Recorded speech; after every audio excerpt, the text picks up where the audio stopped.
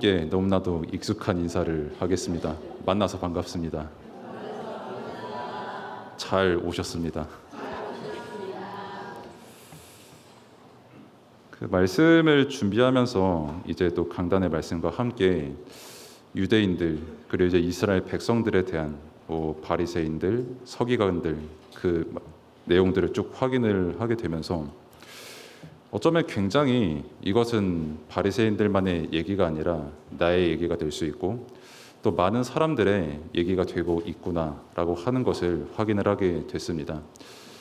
이것을 이제 최근에 어디서 많이 확인했습니까? 라고 했을 때 이제 바리새인들의 특징 중 한 가지는 나의 생각에 틀리지가 않고 내가 올바르고 나는 착하다라는 것입니다.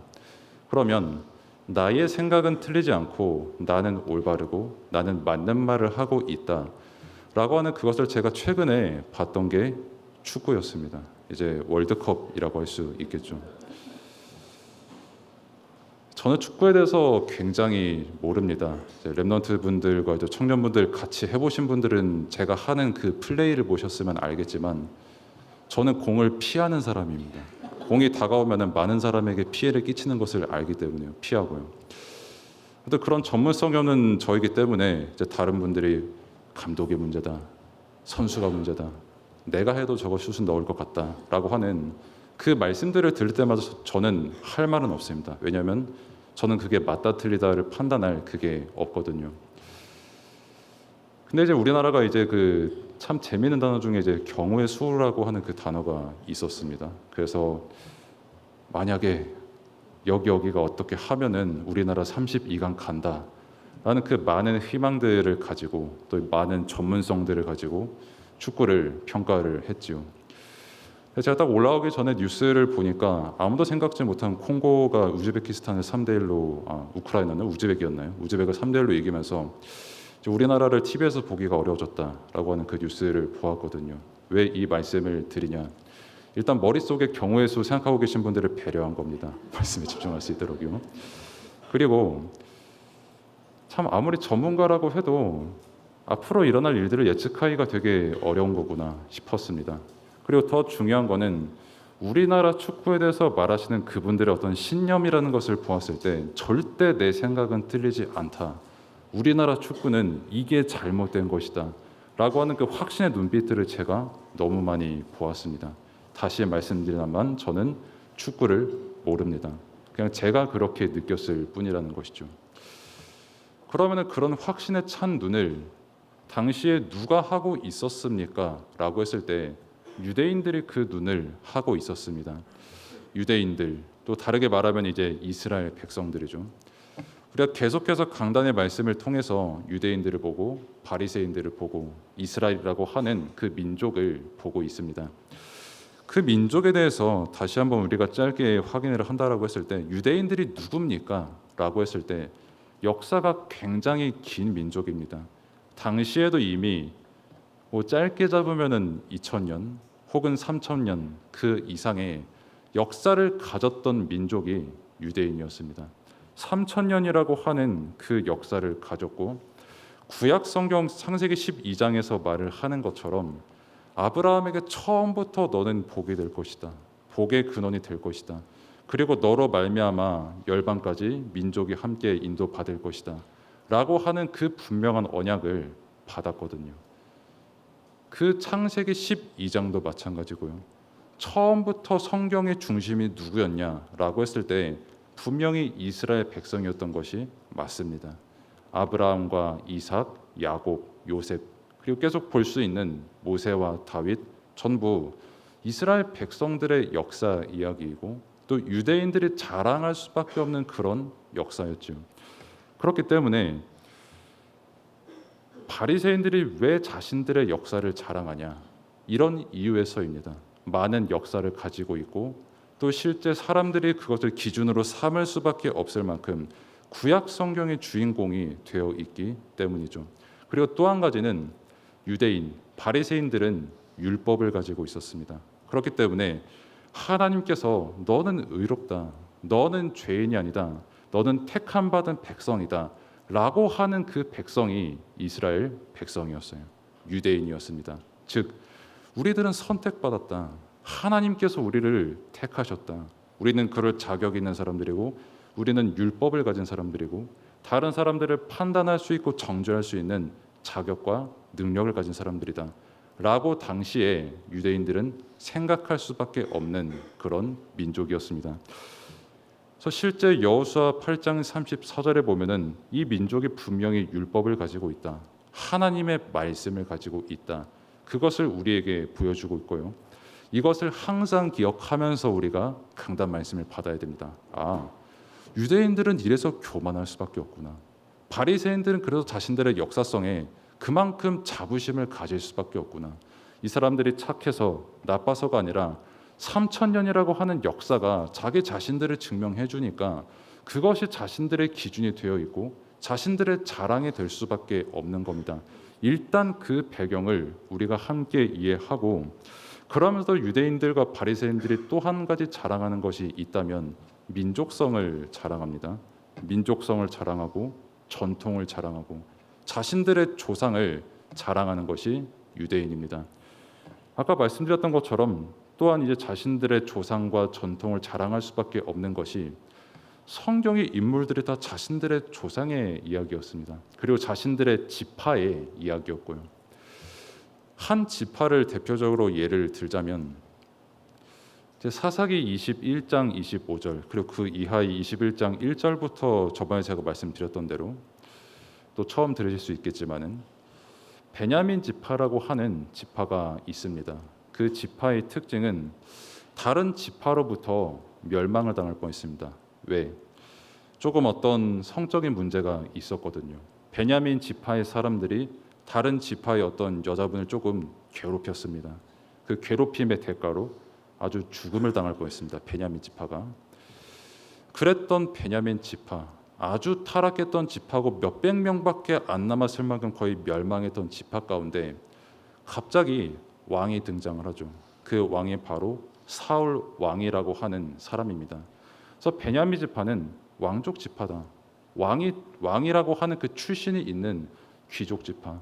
그러면서 역사적으로도 유다 지파와 계속해서 함께 했던 그런 민족성과 역사성이 있음이 베냐민 지파의 자랑이죠.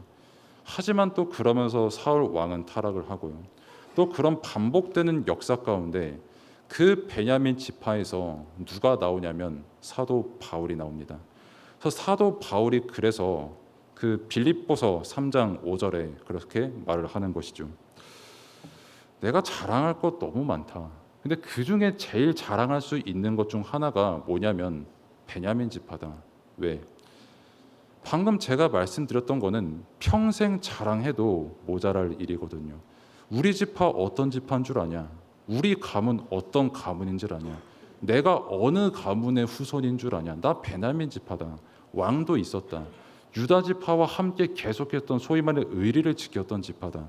그러면서도 엄청난 역사적 전통성을 가지고 있었고 멸망당할 뻔했지만 하나님께서 우리 지파를 구원하셨다. 건져내셨다. 나는 이러한 배경을 가진 베냐민 지파의 사람입니다. 라고 바울은 자랑할 수밖에 없는 위치에 있었죠.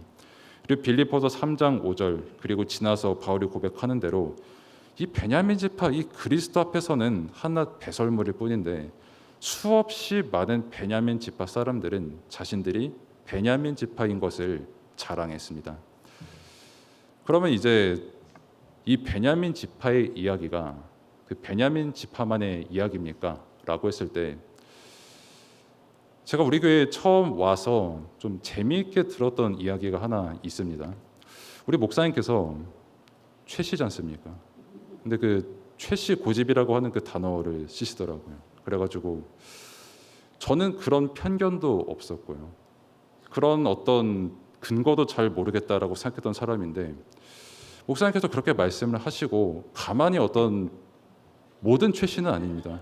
간혹 저게 고집이로구나 하는 거를 아주 가끔 느낄 때가 있어요. 근데 왜 그런 말씀을 하실 수 있냐라고 했을 때 본인이 최씨인 것을 아시기 때문입니다. 그리고 그 가문이라고 하는 배경이 분명히 있기 때문입니다. 그러면은 저는 박씨인데 박씨는 뭐가 있습니까? 라고 했을 때 잘 모르겠습니다, 솔직히. 뭐가 있는지도 모르겠고 뭐 이제 그래도 박씨 중에 뭐 대통령분들이 계셨다 뭐 이 정도 알고 있고 그러면은 나의 어떤 본적을 파보자라고 주민센터를 봐도 미상이라고 뜨거든요. 그 할아버지께서 이제 북에서 오신 분이어가지고 그래서 저희 가면 박씨는 잘 모르겠습니다. 그래서 다른 박씨 뭐 우리 교회 많이 계시지 않습니까? 그분들에게 여쭤보시면은 박씨는 이런 특징이 있습니다라고 잘 설명해 주실 겁니다. 일단 저는 아니고요. 아무튼 그런 가문의 자랑, 내가 어느 씨다, 어느 가문에 있다, 어떤 가정 배경에 속해 있다라고 하는 것이 베냐민 지파뿐만 아니라 유대인들, 바리새인들의 자랑이었습니다.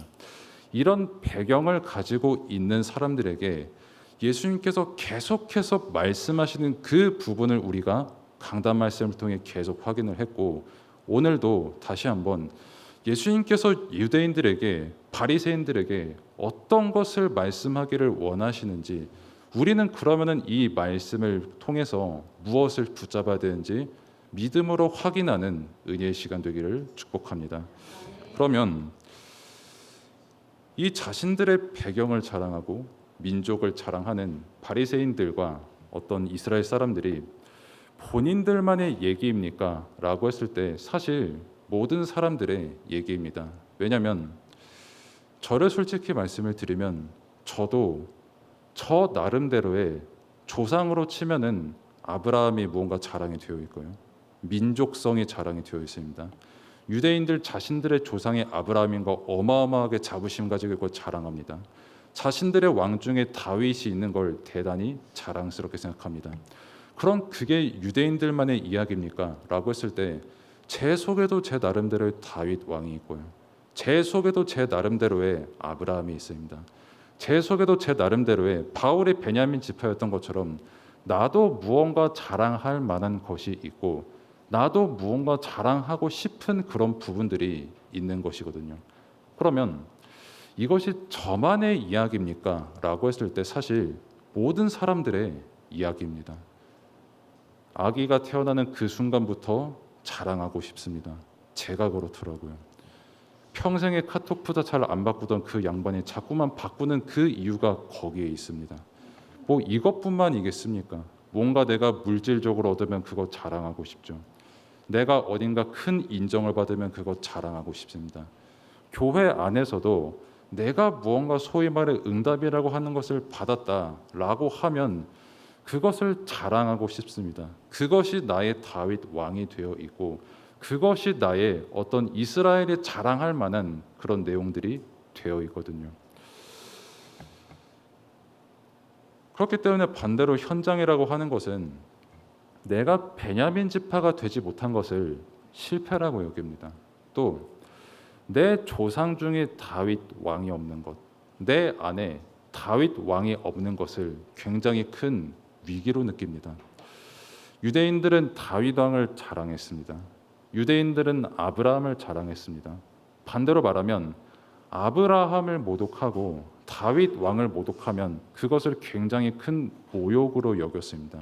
왜냐하면 자신들이 자랑한다라고 하는 그 기반, 정체성, 기준을 아브라함과 다윗에게 둔 것이거든요. 나는 이만큼 전통이 있는 사람이다. 그러니 당신 나 인정해야 된다. 내 조상 아브라함 있는 거 모르냐? 사회에서 사실 수없이 많은 사람들이 이렇게 말을 합니다. 뭐 청년의 세대 같은 경우는 연애 프로그램만 봐도 그렇게 다들 말을 합니다. 나는 솔로 같은 거 보십시오. 딱 이렇게 자세 서서 나는 의사고요. 나는 나이가 몇이고요. 나는 이러이러한 취미가 있습니다. 라고 하면 기립박수 받습니다. 왜?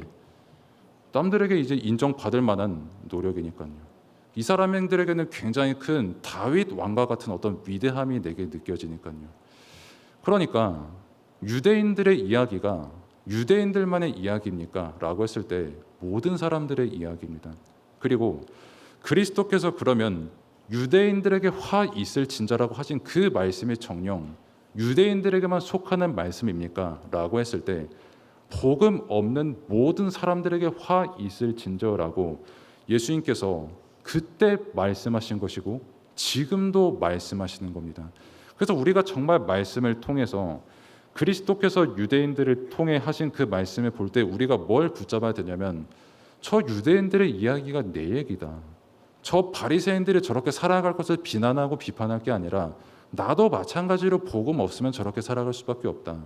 저 사람들의 자랑이 단지 바리새인 된 게 자랑일 뿐이고 베냐민 지파가 된 게 자랑일 뿐이지 나도 그리스도보다 자랑하는 게 얼마나 많냐. 그러면 평생 내가 그걸 자랑할 수 있냐 그 삶이? 아니요. 그리스도 말고는 영원한 게 없습니다. 그리스도 말고는 뭐 수없이 많은 물질이 됐든 외모가 됐든 무엇이 되었든지 간에 그것이 나의 영광의 기준이 된다면 언젠가는 그것 때문에 나는 무너질 수밖에 없어요.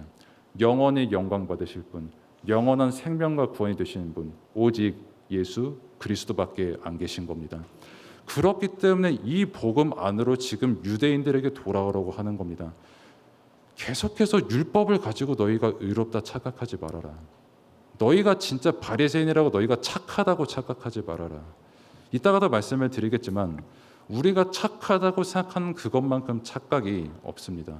간혹 저 같은 사람은 그렇게 생각할 수가 있지만 나는 교회에서 피해를 받고 교회에서 상처를 받았다라고 하는 그걸로 끝나는 것도 되게 큰 교만이거든요. 왜? 내가 착하다라는 게 기본 전제로 깔려 있는 거예요. 그거는 나는 아무 문제가 없다라고 생각하는 겁니다. 그 모든 것을 통해서 반드시 하나님께서 이루실 계획이 있는데 그 상태로 가는 것이 아니라 내가 생각했을 때 저 사람은 나쁜 사람, 내가 생각했을 때 나는 상처받고 안타까운 사람. 하나님께서는 그걸 말씀하시는 게 아니에요. 하나님께서는 너는 사람 판단할 능력도 가치도 없어. 너도 그렇고 상대방도 마찬가지야. 그 자체가 이미 화학 가운데 있는 것이고 재난을 만난 것이고 피난처를 찾아 평생을 돌아다니지만 사람을 피난처로 찾는다고 그게 피난처가 됩니까? 아니거든요. 어떤 사람이 내게 너무 잘 맞아서 피난처가 된다라고 해도 그 사람 영원히 사는 거 아닙니다. 또 성격이 아예 안 변한다고 생각하는 것도 굉장한 믿음입니다. 영원히 나의 피난처가 되실 분은 조건 없이 나를 부르시고 내가 누구를 만나든 어디에 있든 나를 구원하시고 함께 하시는 그리스도만이 나의 피난처지 절대 다른 게 우리의 피난처가 될 수 없는 거예요. 이것을 자랑하는 삶을 살으라는 겁니다. 이 삶 속으로 그리스도께서 지금 우리에게 초대하시는 겁니다. 네 안에 바리새인이 있다.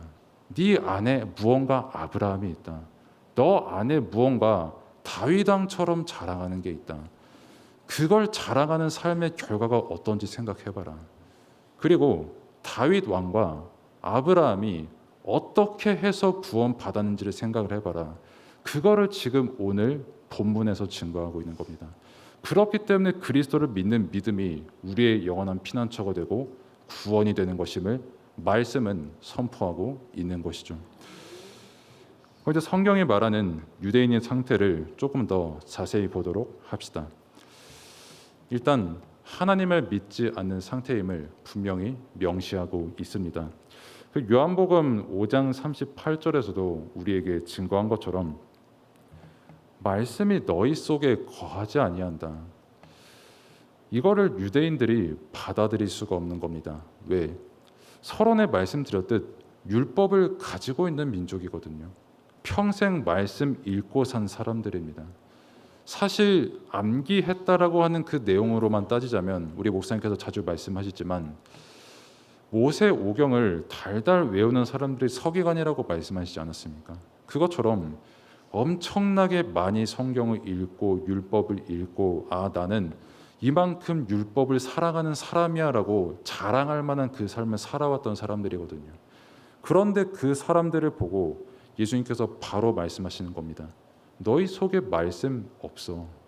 그 말은 너희는 나를 믿지 않는 거다.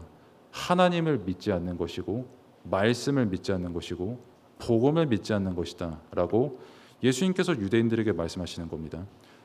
그러면 이게 누구에게 그대로 적용됩니까? 라고 했을 때 우리 모두에게 적용됩니다. 나는 몇십 년 동안 신앙생활했다. 그러니까 나는 저 사람에게 율법으로 뭐라고 할 수 있는 자격과 판단이 있다. 아니요. 믿음은 하나님께서만 아시는 겁니다. 믿음은 내가 얼마만큼 성경 많이 읽어야 됩니다. 하지만 성경은 많이 읽은 것만이 기준이라고 우리에게 말씀하는 것이 아닙니다. 그 성경을 통해서 하나님께서 우리에게 예수 그리스도를 보내셨음을 믿어지게 하는 그 성령의 역사로 말미암아 우리는 믿음을 얻는 겁니다. 그 은혜 가운데 우리는 그리스도를 믿고 그리스도를 만나고 그 속에서 살아계신 하나님의 말씀을 통해 만나는 겁니다. 그런데 이것이 없기 때문에 예수님께서는 유대인들에게 분명히 말씀하신 겁니다. 너희 속에 말씀 없어. 너희는 복음 없고 구원이 없다는 겁니다.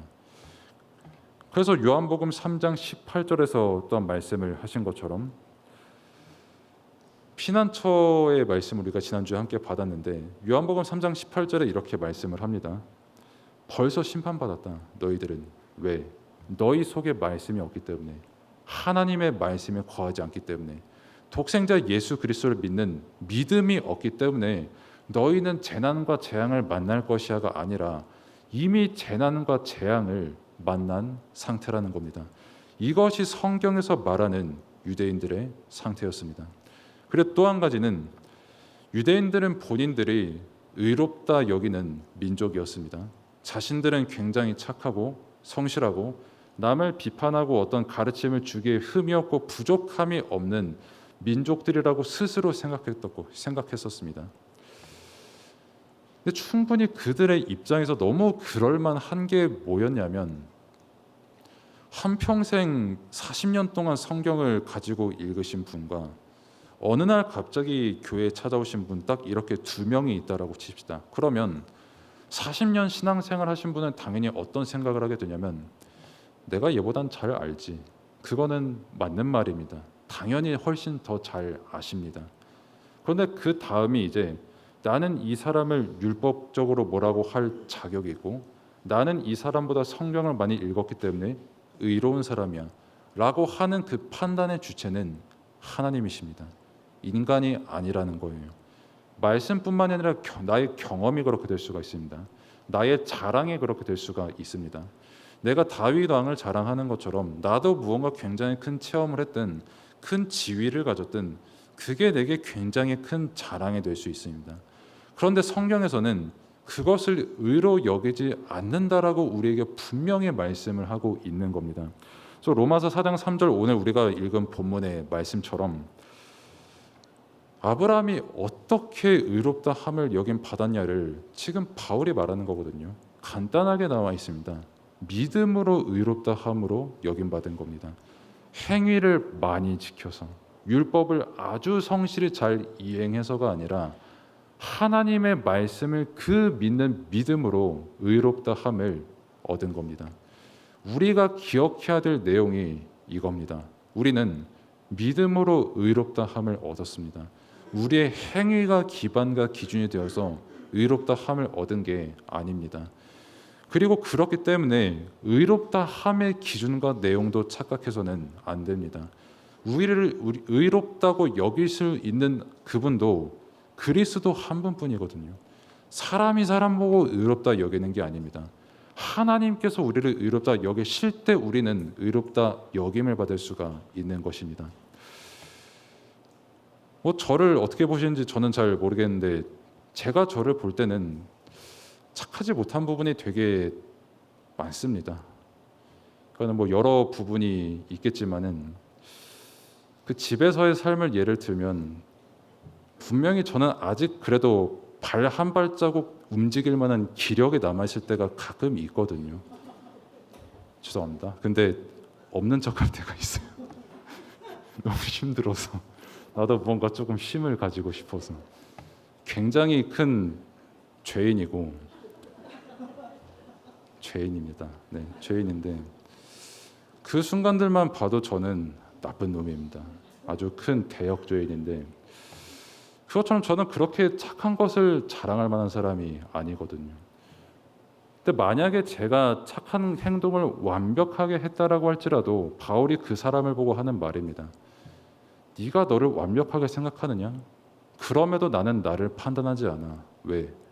하나님께서 보시기에 아닌 건 아니거든요. 내가 완벽하게 스스로 생각한다고 해서 하나님 앞에 그게 완전하냐라고 했을 때 그게 아니라는 겁니다.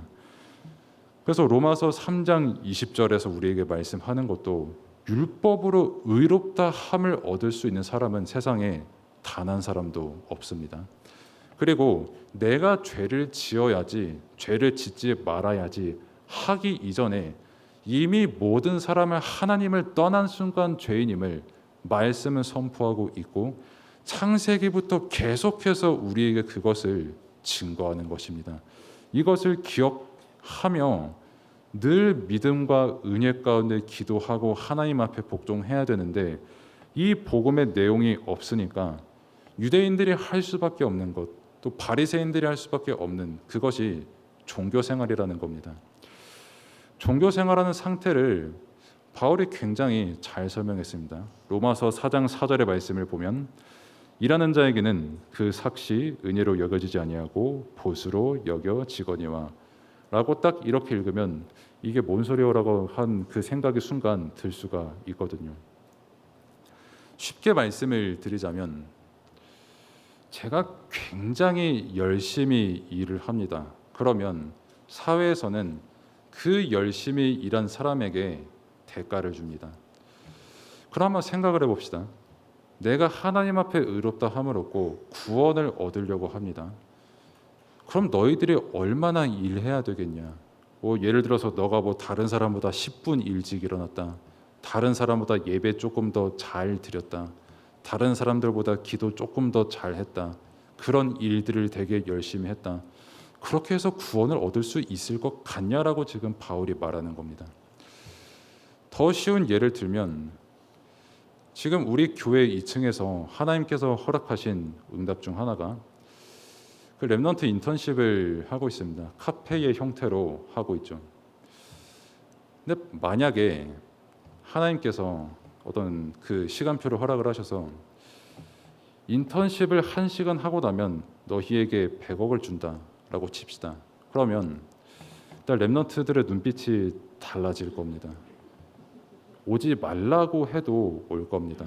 카페의 앞치마를 서로 빼앗을 겁니다. 다툴 겁니다. 내가 할래. 내가 100억 받을래. 100억으로 뭘 할 수 있겠냐라고 여러 가지 생각할 수가 있겠지만 예를 들면 이제 렘넌트들이 이제 교회 차에서 얘기를 하는 게 예를 들면 이제 테슬라의 사이버 트럭 그런 걸 살 수가 있겠죠. 그걸 타고 다니면서 많은 사람들의 관심을 받을 수가 있겠죠. 예를 들면은 그런 겁니다. 그러니까 당장에 내가 이만큼 일했는데 100억을 받는다. 상상만 해도 즐겁거든요. 아이들의 말을 조금 빌려 표현한다면 도파민이 돕니다. 막 흥분됩니다. 와, 100억이 있어. 요즘로 할 것 같으면 집 사고 땅 사고 차 사고 하겠죠. 아무래도. 아니면은 병원에 가서 어떤 큰 치료를 받을 수도 있고요. 저도 한평생의 소원 중 하나가 이빨 교정하는 거였거든요. 근데 왠지는 모르겠습니다. 가려고 하면은 또 갑자기 안 가고 싶고 또 가야지라고 하면 또 하나님께서 막으실 건지 제가 그냥 안 간 건지는 모르겠습니다. 그러면은 지금 그 이빨 만족하냐? 못합니다. 옛날에 할 거리라는 생각을 종종 합니다. 근데 그럼에도 하나님께서 말씀 전하게 하시는 게 너무 감사할 따름이고요. 근데 성경에서 말하는 게 뭐냐면 100억과도 비교도 할 수 없는 게 이 구원의 가치라는 겁니다. 다르게 말하면 우리가 구원을 받으려고 하는 그 노력으로는 절대 구원을 얻을 수 없다라고 함을 성경이 우리에게 증거하는 겁니다. 그러니까 무슨 행위로 구원을 받냐? 어떻게 율법 종교를 가지고 구원을 받냐? 너희가 노력해가지고 구원을 산다고? 그러면 그 구원의 가격이 얼마인지는 하나님께 여쭤봤냐? 그리고 그 구원에 합당한 행함을 너희가 과연 할 수 있냐는 것을 바울이 증거하는 것이고 우리가 정말 이 사실을 기억해야 됩니다. 우리가 잘나서 복음을 깨달은 게 아니라 전적인 하나님의 은혜로 구원받은 겁니다. 어디서든 이 은혜가 우리의 믿음의 기준이 되고 누림의 내용이 되기를 축복합니다. 그러면 이 종교 생활 할 수밖에 없는 유대인들, 바리새인들, 그리고 사실 그 삶을 살아가는 사람들에게 있어서 성경이 말하는 의가 뭡니까? 라고 했을 때 아까 말씀드렸던 것처럼 아브라함을 통해서 우리가 볼 수가 있습니다. 아브라함은 믿음으로 말미암아 의롭다함을 얻었거든요. 그러면 그 믿음을 가지기까지의 과정을 우리가 한번 확인해 볼 필요가 있고, 마찬가지로 이제 바울의 유대인들을 향해서, 또 예수 그리스도께서도 유대인들을 향해서 다시 한번 생각해 보라는 겁니다. 야, 아브라함이 어떻게 구원받았냐? 아브라함이 진짜 그렇게 잘났냐? 아브라함이 그러면 그 믿음 어떻게 가졌냐? 처음부터 나는 믿겠습니다. 나는 성령 충만합니다. 그렇게 해서 아브라함이 의로웠냐? 아니라는 것을 성경이 우리에게 증거하고 있는 겁니다. 일단 창세기 11장 후반부를 보면은 데라가 이제 가나안으로 가기를 원했습니다. 아브라함의 아빠죠. 근데 데라는 중간에 이제 하란 땅에 거주하게 됩니다. 왜? 자신이 원래 있었던 그 우상 문화가 너무 좋아서요. 그러니까 내 뜻은 가나안을 가기를 원했는데 결국 우상을 선택했던 게 당시 데라였습니다. 그러면서 하나님께서 선택하신 게 아브라함입니다. 이거를 보면서 일단 깨달을 수 있는 것은 내가 잘나고 내가 잘나서 우상 문화 가운데 있던 내가, 흑암 가운데 있던 내가 복음을 선택한 게 아니라 하나님께서 우리에게 복음 안으로 부르신 은혜를 우리가 기억할 수 있는 겁니다. 데라를 보면서도, 아브라함을 보면서도 하나님께서 말씀을 통해서 이거를 확인하라는 겁니다. 너네가 아브라함만큼 잘났냐? 그리고 너희가 그렇게 자랑하는 아브라함이 어떻게 구원받았냐? 믿음 어떻게 가졌냐? 끝없이 인도의 연속이었거든요. 일단 그 땅 떠나, 가나안으로 가, 제사 어떻게 드려, 어느 땅으로 가, 누구를 만나거든 이렇게 얘기해 라고 하는 그 이야기들의 연속이었습니다. 그럼 이것을 볼 때에 우리 인생을 봅시다. 그리고 다른 사람들의 인생을 봅시다. 아브라함도 뭐 예를 들면 사라를 이제 뭐 누이라고 속였던 적이 있었던, 이것도 조금 신세대적으로 표현하면 흑역사라고 하죠. 그 흑역사가 있었는데, 신세대라고 하니까 어떤 랩런트가 저를 보고 비웃었습니다. 아무튼 간에 자네 맞습니다. 네, 아무튼 그런 흑역사가 있었거든요. 아브라함이. 그러면 그 흑역사까지도 있었던 아브라함이 하나님의 은혜 가운데 믿음의 열조가 되었던 것처럼 우리 앞에 있는 많은 사람들이 흑역사가 있거든요. 저도 흑역사가 있습니다. 내 앞에 있는 사람들이 흑역사를 만나고 있는 시간표인 줄 수도 있습니다. 내가 볼 때 이 사람은 흑역사의 구렁텅이 속에 있는 사람이라고 생각할 수도 있습니다. 근데 우리가 그때 먼저 볼 것은 저 흑역사 속에 있는 사람은 율법적으로 의로운 사람이 아니야. 이게 아니라 하나님께서 아브라함을 인도하셨던 것처럼 저 사람을 인도하신다라고 하는 그 믿음을 우리가 먼저 가져야 된다라는 겁니다. 만약에 그 믿음이 우리에게 없으면 아브라함이 사라를 자신의 누이라고 속인 그것을 가지고 평생 비난하고 저주하는 겁니다. 혹은 그 흑역사는 싹 빼버리고 의로운 부분만 골라서 우리 조상 아브라함 이랬어요라고 포장하고 상품화시켜서 자랑합니다. 그것이 사실 유대인들의 믿음이었고 바리새인들의 믿음이었거든요. 아브라함이 전적인 하나님의 인도와 은혜 가운데 믿음을 가지게 되었고 의로 여김을 받은 것처럼, 그러면은 마찬가지로 우리의 믿음 또한 의로 여겨지는 게 어떻게 가능해지겠습니까? 라고 했을 때 우리의 믿음을 의로 여기시는 분이 계시기 때문에 가능한 겁니다. 유대인들이 가지고 있었던 그 자부심 중 하나가 할례였죠. 어떤 남자의 어떤 부분에 이제 피부를 조금 아프게 잘라가지고 그것을 표식으로 삼는 것인데, 이게 없는데 어떻게 구원을 받은 거냐라고 유대인들은 주장했습니다.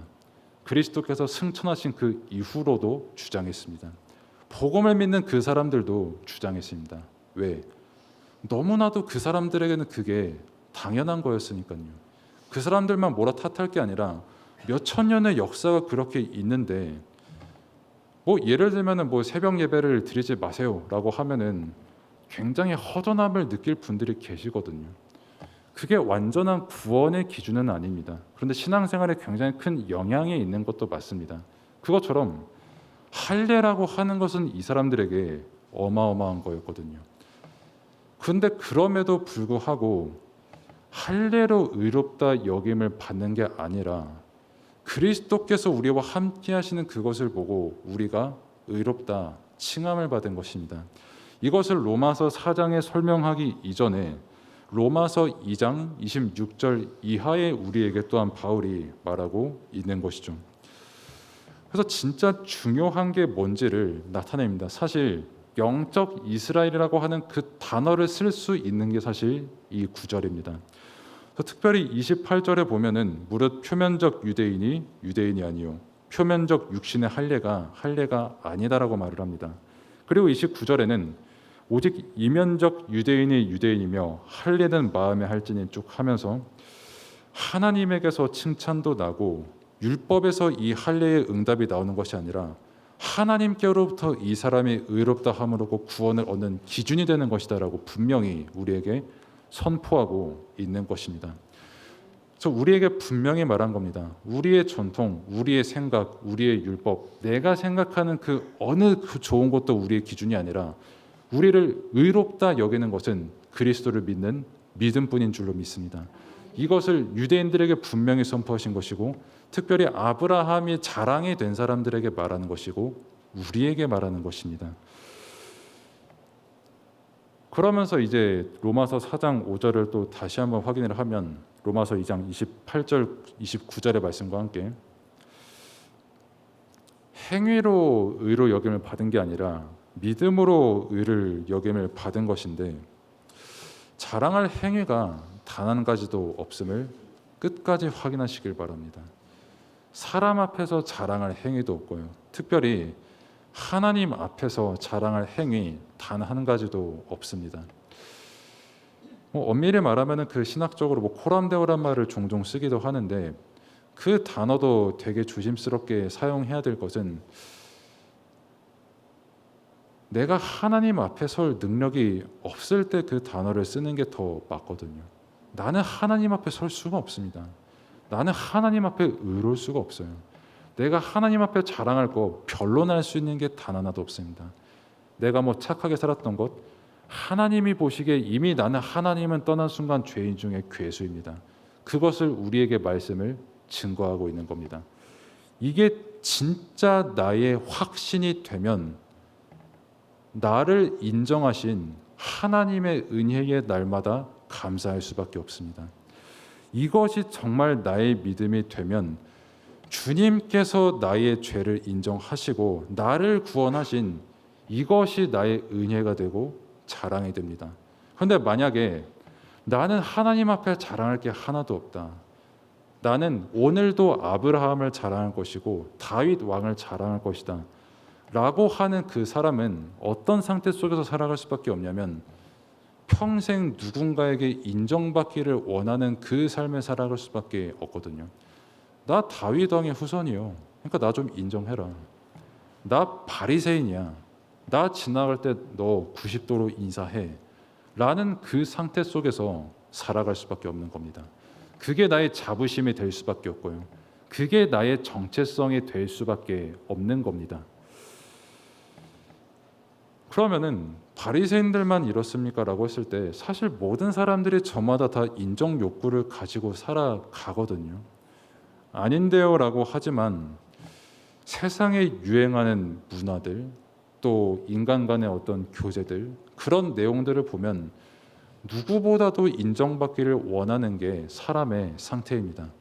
그리고 일단 우리가 가장 중요하게 생각해야 될 것은 그것을 인정해야 된다는 분명한 사실입니다. 우리는 누군가와 관계하는 존재로 창조가 되었고 그렇기 때문에 누군가로부터 인정받지 못하면 어쩔 수 없이 사람은 계속해서 인정을 갈망할 수밖에 없는 게 사람이거든요. 그런데 그 인정 욕구를 하나님이 아닌 다른 것으로부터 찾는 게 바리새인이었습니다. 그럼 바리새인만 그랬을까요? 바리새인은 내가 율법 잘 지키니까 나를 인정해줘 라고 했는데 바리새인만 그렇습니까? 라고 했을 때 사실 사람들이 다 그렇습니다. 그럼 교회에서는 안 그렇습니까? 라고 했을 때 교회에서 더 그렇습니다. 여러 가지 형태가 있겠지만 우리는 하나님께서 인정받을 자격 없는 나를 인정하시고 구원하신 것을 믿거든요. 그런데 그게 만약에 나의 믿음이 되지 않으면 내가 이만큼 헌신했으니 나를 인정해 줘라라고 말을 할 수밖에 없게 됩니다. 내가 이만큼 일하고 헌신하고 봉사하고 노력했으니 왜 나를 이만큼 인정 안 해줘? 라고 말을 할 수밖에 없고요. 또 반대로 하나님께서 그를 구원하시고 인도하신 그 가치를 모르면 저 사람을 통해서 하신 그 모든 헌신의 가치를 모르게 됩니다. 그 가치를 내가 매기게 됩니다. 아니 왜 저것밖에 일을 못하지? 왜 저 정도밖에 일을 안 했으면서 왜 벌써 엄살들지? 라고 하는 부분들이요. 그러니까 중요한 건 기준이 누구냐? 내가 돼 있는 겁니다. 내가 맞다고 생각하는 겁니다. 내가 옳고 그르다의 기준이 되어 있는 겁니다. 그러면은 끝없이 누군가에게 인정받기를 원하고 끝없이 나는 누군가를 인정해 줄 자격이 있는 사람이라고 착각하며 살아갈 수밖에 없는 겁니다. 그래서 그 상태 속에 빠져 있는 유대인들 보고 그리스도께서 하신 말씀입니다. 요한복음 3장 16절의 말씀도 그러했죠. 언제까지 너희 그렇게 살아갈 거냐? 너희 스스로 의롭다 생각하냐? 그럼 과연 하나님 앞에 그거 한번 변론해 볼래? 너가 누군가를 사랑하기 전에 하나님께서 너를 먼저 사랑하셨다. 그 증거로 독생자 예수 그리스도를 보내셨다. 그리고 십자가를 지셨다. 뭐 너가 교회에서 상처 자랑하냐? 교회에서 뭐 내가 이만큼 인정 못 받은 거 자랑하냐? 제가 계속 몇 번 말씀드렸습니다. 십자가만큼 비극 없습니다. 십자가만큼 상처받은 일 없습니다. 십자가만큼 사람들에게 인정받기는 그냥 짓밟힘 당한 일 그거 단 한 가지도 없습니다. 그것을 보고 어려운 말로 비하라고 합니다. 그런데 동시에 그리스도께서 부활하셨습니다. 사단에 대해서 완전한 승리가 되십니다. 영원한 생명과 응답으로 우리와 함께 하십니다. 그것만큼 우리에게 증거가 없고 공로가 없거든요. 그런데 그게 나의 십자가의 믿음이 되지 않으면 어떤 나의 비극을 자랑할 수밖에 없어요. 십자가만큼 비극 없습니다. 혹은 내 헌신과 공로를 자랑할 수밖에 없습니다. 십자가 부활만큼 자랑 없고 공로 없습니다. 그 복음을 유대인들에게 증거하는 것이고 우리에게 주시는 겁니다. 제발 좀 너희들이 생각하는 아브라함 수준에서 벗어다. 아브라함부터 믿음으로 구원받지 않았냐? 라고 하는 그 말씀, 우리의 믿음과 우리의 고백이 되기를 축복합니다. 그럼 성경에서 말하는 복이 있는 사람은 누굽니까? 라고 했을 때 다른 것을 믿는 것이 아니라 성경이 말하는 것을 믿는 사람입니다. 골로새서 2장 8절의 말씀을 보면 누가 철학과 헛된 속임수로 너희를 미혹하는 거에 속지 말라고 말씀하지요. 그러면 나는 철학 안 하는데요. 나는 뭐 공자 생각해 본 적 없는데요. 뭐 소크라테스 뭐 자신을 뭐 알라라고 말하지 않았나요? 라고 할 수도 있지만 사실 말씀 앞에 내 생각을 하는 순간 이미 철학자입니다. 내가 저 사람 인생을 평가하는 그 순간부터 철학자예요. 내 삶 왜 이러지? 라고 하는 그 순간 이미 철학자입니다. 인문학자입니다.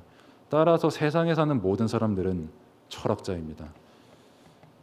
그럼 자연스럽게 내 생각을 말씀보다 위에 세웁니다. 그것을 보고 철학과 헛된 속임수라고 하는 겁니다.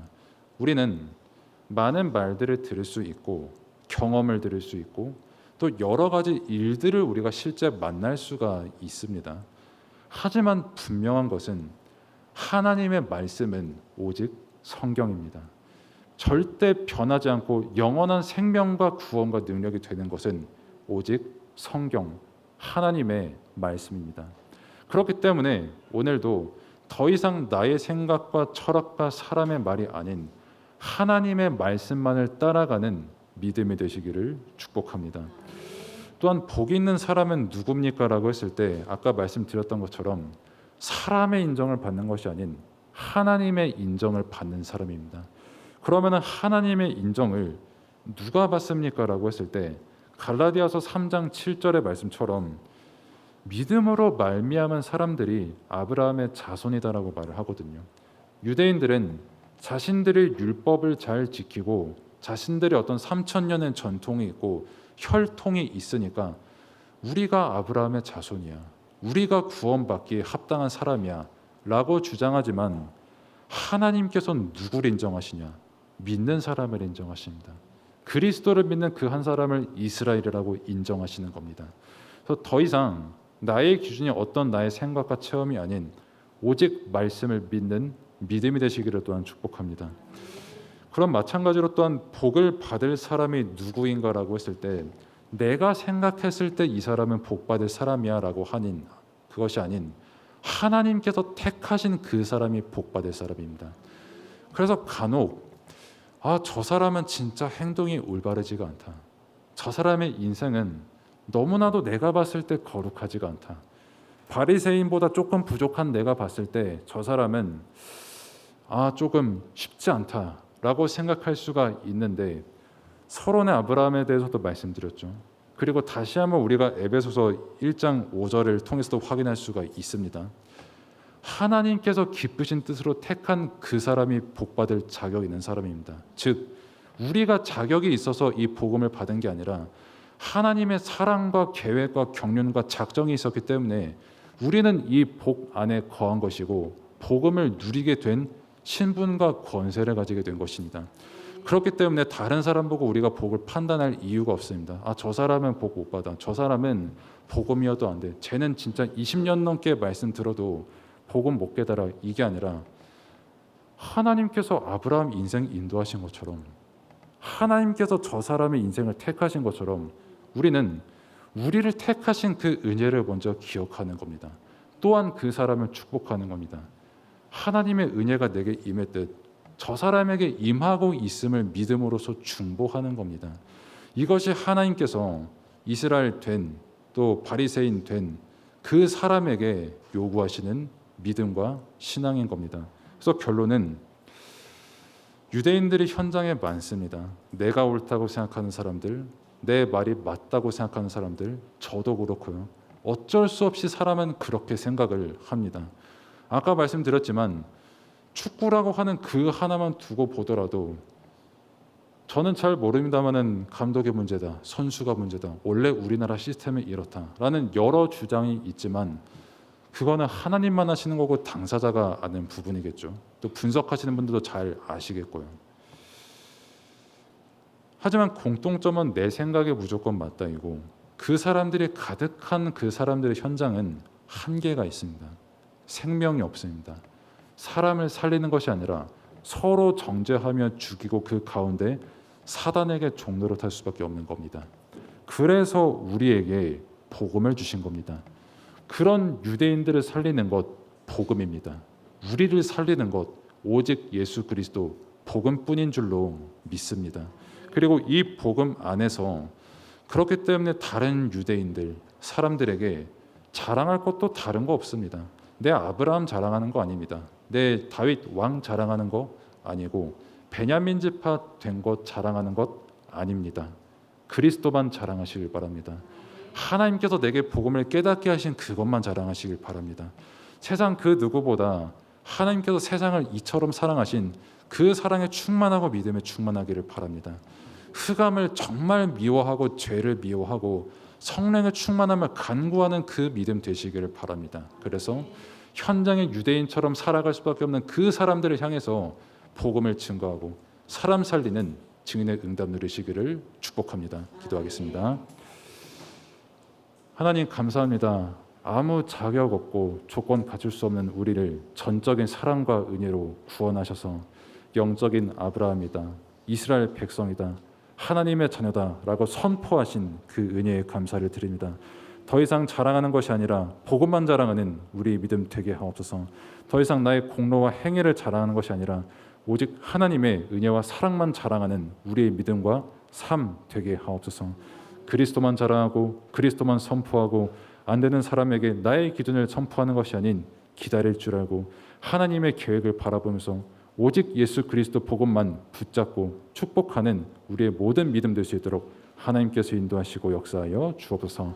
하나님께 인정받았다라고 하는 그 가치가 어디서든지 발견되는 그런 믿음의 삶 또한 될 수 있도록 하나님께서 역사하여 주옵소서. 예수 그리스도의 이름으로 기도드립니다. 이제는 우리를 구원하신 우리 구주 예수 그리스도의 은혜와 하나님의 원하신 사랑하심과 성령님의 내준도 역사 충만하심이 함께 예배드린 모든 성도 또 현장 위에 이제로부터 영원까지 항상 함께 계실지어다. 아멘.